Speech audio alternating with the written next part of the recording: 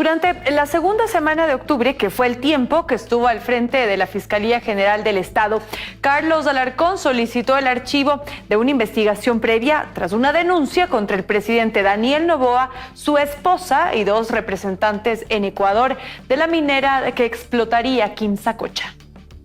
A su ya polémica designación como fiscal subrogante se suman cuestionamientos por su debut al frente de la institución. Carlos Alarcón reemplazó en sus funciones a Wilson Toainga entre el 5 y el 10 de octubre, cuando viajó a Brasil a una conferencia.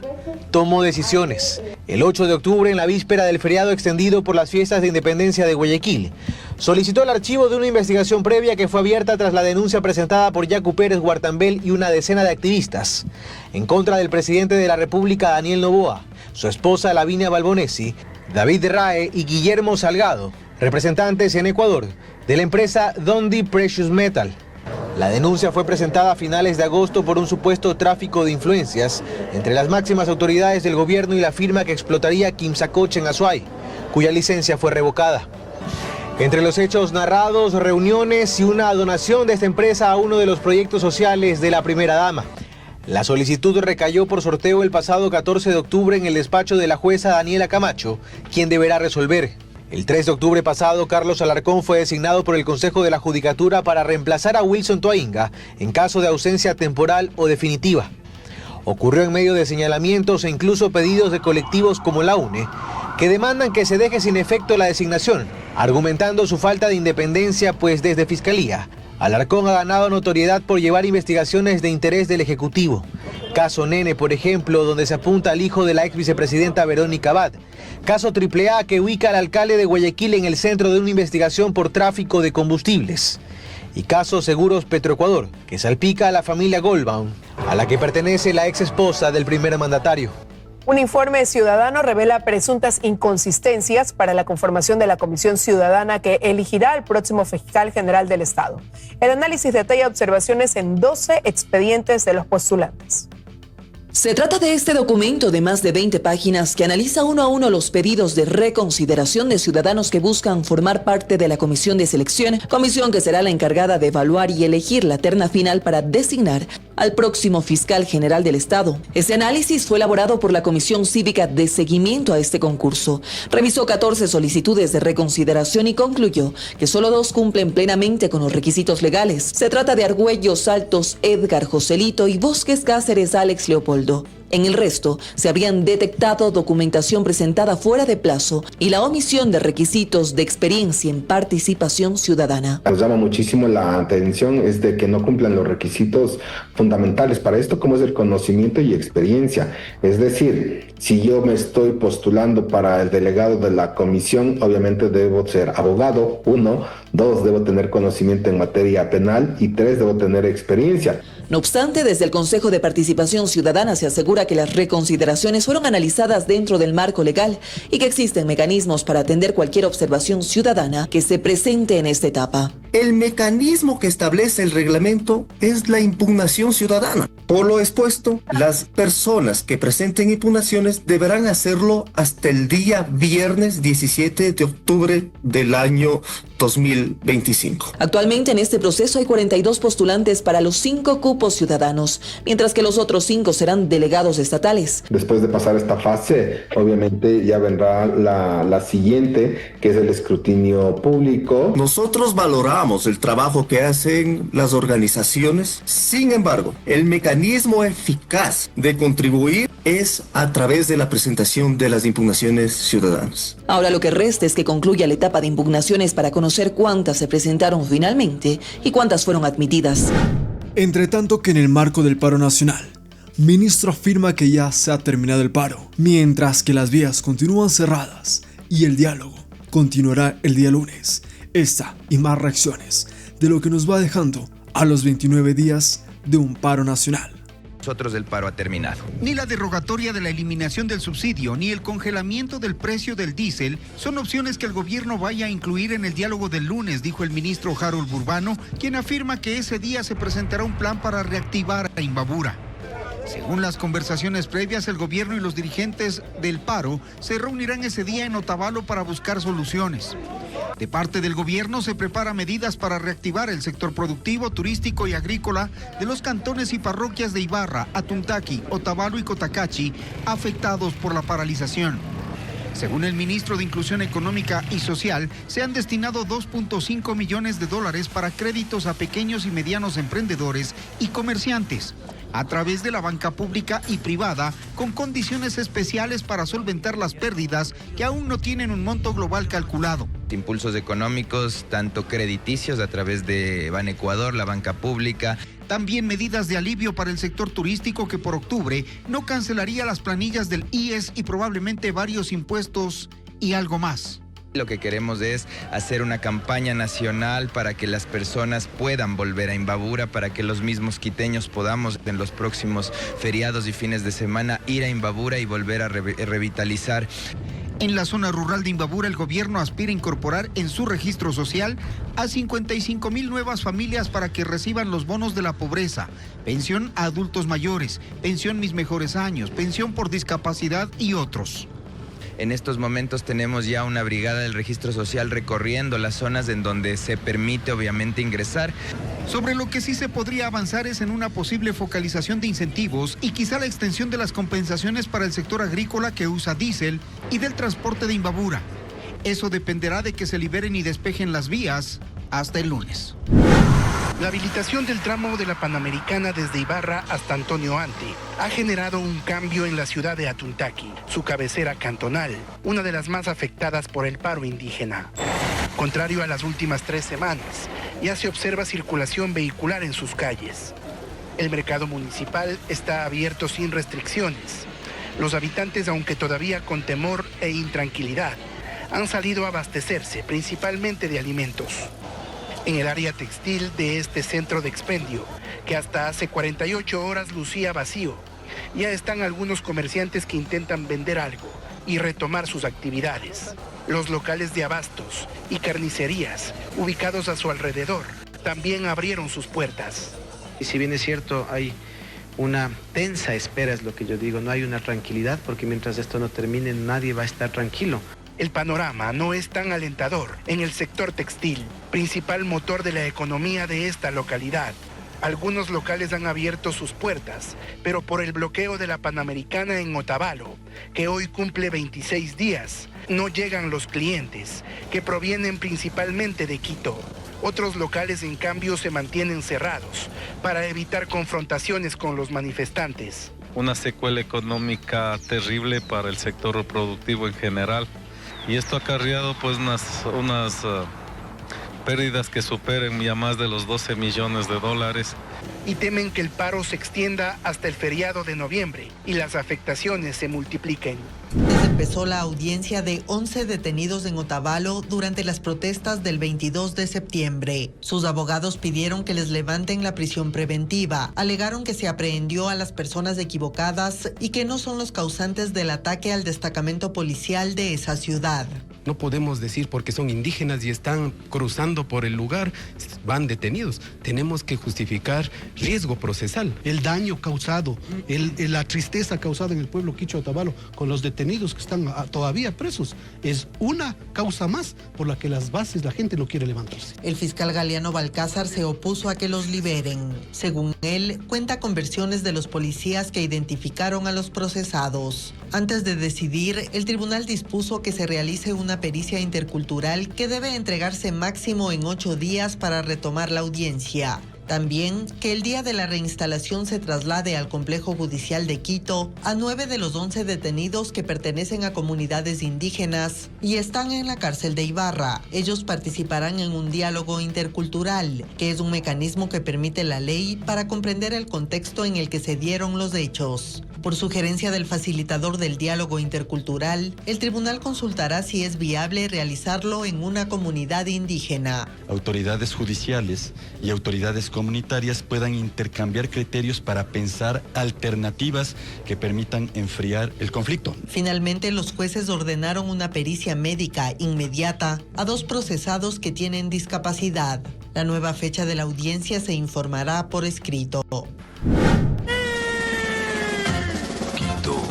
En algunos casos los mensajes son ambiguos, como en este video. Sí. al trabajo, a que los negocios abran. En otros están bastante claros y van directo hacia dónde se apunta. Mi país ya cambió, la constitución no. Situaciones que piensan que me estresan. Estos son audiovisuales subidos en esta página de YouTube hace tan solo 5 días, lapso en el cual el Consejo Nacional Electoral también daba paso para este proceso de consulta y referéndum, el mismo que según el cronograma establece que la campaña iniciará el 1 de noviembre. No obstante, al igual que en otros procesos, el Consejo Nacional Electoral afirma estar monitoreando y aplicar la norma, pero de eso poco se ve que se aplica. Sí, al gobierno y a todos los actores políticos, nosotros en cuanto nos declaramos ya con inicio de proceso electoral, hacemos esos controles y la fiscalización en todas las provincias y a nivel nacional. Se contrata a una empresa que haga monitoreo de medios inclusive y sobre eso se levantan informes. Sin embargo, en eventos públicos o intervenciones de gobierno, el anticipo de campaña es más que evidente. Vamos a ir a elecciones muy pronto en Ecuador. Y bueno, también tienen el voto facultativo. El tema de la constituyente. Creemos que es importante reformar la Constitución. Pero no es lo único. En medio de protestas también están ciertas dirigencias que se anticipan y piden votar por el no. Este 16 de noviembre le vamos a decirle no al autoritarismo, no a la dictadura. Contundentemente acudamos a las urnas a decir 3 veces no. Por eso les invito a que votemos no en la constituyente que nos quiere poner como trampa. La campaña anticipada es una infracción electoral grave, contemplada en el artículo 278 del Código de la Democracia y conlleva a una sanción que puede llegar hasta la suspensión de los derechos políticos. De igual manera, actos de precampaña son sancionados según la normativa, con multas desde 11 salarios básicos unificados hasta 20 salarios básicos unificados, es decir, entre $5.170 y $9.400. Antes de continuar con este resumen de noticias, te invito a que te suscribas a Sublime Ecuador. Recuerda, somos las noticias más frescas del país.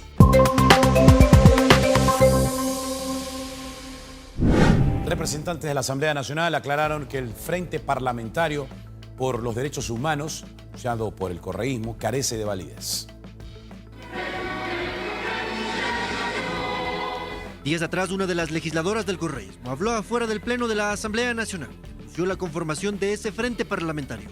Hemos decidido ahora armar un frente parlamentario de derechos humanos en donde todos los asambleístas de diferentes bancadas vamos a ir a las marchas cuando se convoquen y vamos a hacer una fiscalización presencial.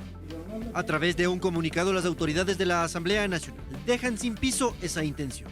Aclaran que el denominado Frente Parlamentario no ha cumplido con los procedimientos requeridos ni ha sido aprobado por el CAN, por lo que el uso del término parlamentario constituye un empleo indebido de una figura institucional. Por estas razones, la Asamblea Nacional del Ecuador no reconoce ni presume legítima conformación ni actuaciones de este grupo. Informa a la ciudadanía que los pronunciamientos de este colectivo carecen de validez institucional y no representan de manera oficial a la Asamblea Nacional.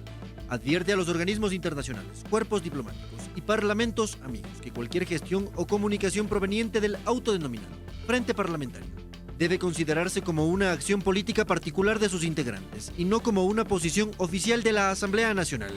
El asambleísta Egner Recalde cuestionó a quienes anunciaron la creación de ese frente. Hay que tomar en cuenta que el derecho de uno termina cuando empieza del otro. Es así que también tan ser humano es el señor policía, el señor del ejército, los señores que tienen su comercio, los señores que han adquirido con sacrificio un vehículo usado, han adquirido un vehículo nuevo a través de un crédito. Ellos también tienen sus derechos humanos. Uno de los objetivos de los asambleístas del correísmo era participar en las movilizaciones y desde ahí supuestamente fiscalizar. No usen estas cosas para temas políticos, que entiendan la responsabilidad altísima que es que el Ecuador llegue a un diálogo y no poner discursos más incendiarios. Con la aclaración de las autoridades de la Asamblea, las intenciones de los legisladores de la Revolución Ciudadana quedó sin piso. Mientras tanto, la eliminación del subsidio al diésel en solo un mes logró duplicar la incautación de combustible de contrabando a nivel nacional.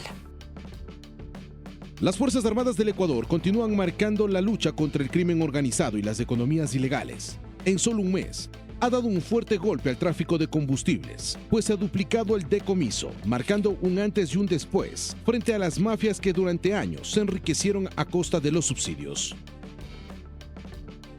Seguir subsidiando el diésel quiere decir seguir subsidiando a grupos de minería ilegal, quiere decir seguir subsidiando también el contrabando de este tipo de combustible y de otros tipos de combustible. Desde la eliminación del subsidio al diésel, dispuesta por el presidente de la República, Daniel Noboa, las estructuras criminales dedicadas al tráfico de combustibles han sufrido un fuerte golpe a sus economías. En los últimos meses, las Fuerzas Armadas han logrado decomisar en agosto 85.758 galones incautados de combustible de contrabando, pero en septiembre esta cifra se incrementó a 102.311 galones incautados, un incremento del 19%, con una comparativa anual de más del 228%, cifra que refleja la efectividad en el nuevo modelo del control militar e inteligencia hidrocarburífera.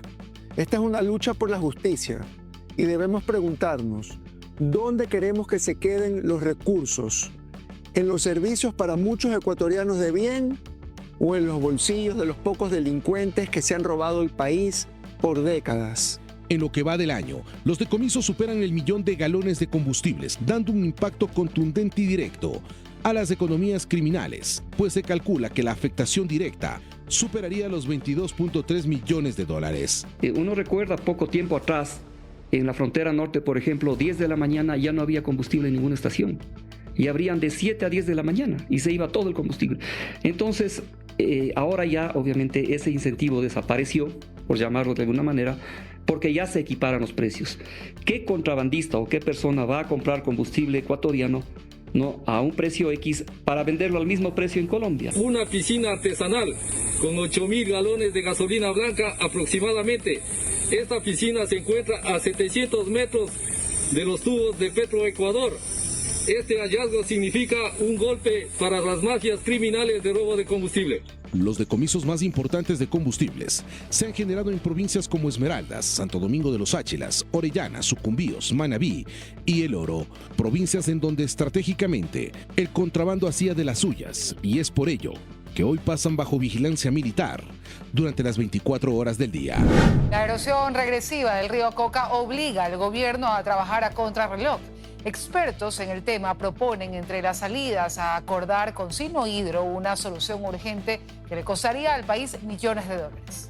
Como decisiones temporales urgentes, así califican los expertos consultados a las acciones que debe tomar el gobierno ante la acelerada erosión regresiva del río Coca, que está a solo 3,6 kilómetros de la captación de la central hidroeléctrica Coca-Codo Sinclair. Aquí hay un tema de inversión serio. Queremos proteger la planta de generación eléctrica y queremos protegerla mediante una decisión definitiva. Y aunque suene irónico, Ecuador tendría que volver a acudir a Sinohidro. Sí, la filial del grupo constructor Power China, que se encargó de la construcción de la planta de energía más grande del país, Coca-Codo Sinclair, que hasta hoy no ha sido entregada oficialmente por los problemas técnicos, legales y físicos como las fisuras que presenta actualmente. Un acuerdo con Sinohidro. Esa es la única solución. Ese acuerdo tiene que tomar en consideración un estudio, que es la desviación del cauce. Mejor es conversar con los señores de Sinohidro. Ellos hicieron este desastre, que ellos lo arreglen. Diga usted, desviar el río costará $1.000 millones. Los chinos sí tienen ese dinero, el Ecuador no lo tiene. Ellos tienen la técnica, el Ecuador no la tiene. Las soluciones fallidas han sido varias, desde enrocamientos para ralentizar la erosión regresiva hasta toneladas de concreto depositadas en varias zonas del río. Pero hay otras opciones, dicen los expertos. El origen de todo se encuentra en una alteración en el transporte de los sedimentos gruesos que va cargando este río. Sí, no tiene unas compuertas que permitan la limpieza de estos sedimentos gruesos. Si estamos pensando en una solución y tenemos mucho dinero porque son obras muy costosas, es necesario hacer un túnel de desviación de estos sedimentos. La decisión de empezar a trabajar desde ya está en manos del gobierno bajo la presión de un fenómeno que amenaza a la infraestructura de generación eléctrica más importante del país, así como a todo un sistema de bombeo de crudos. Hemos llegado al final de las noticias más importantes de la jornada. Gracias por preferirnos. No olvides suscribirte para estar al tanto del día a día. Sublime Ecuador.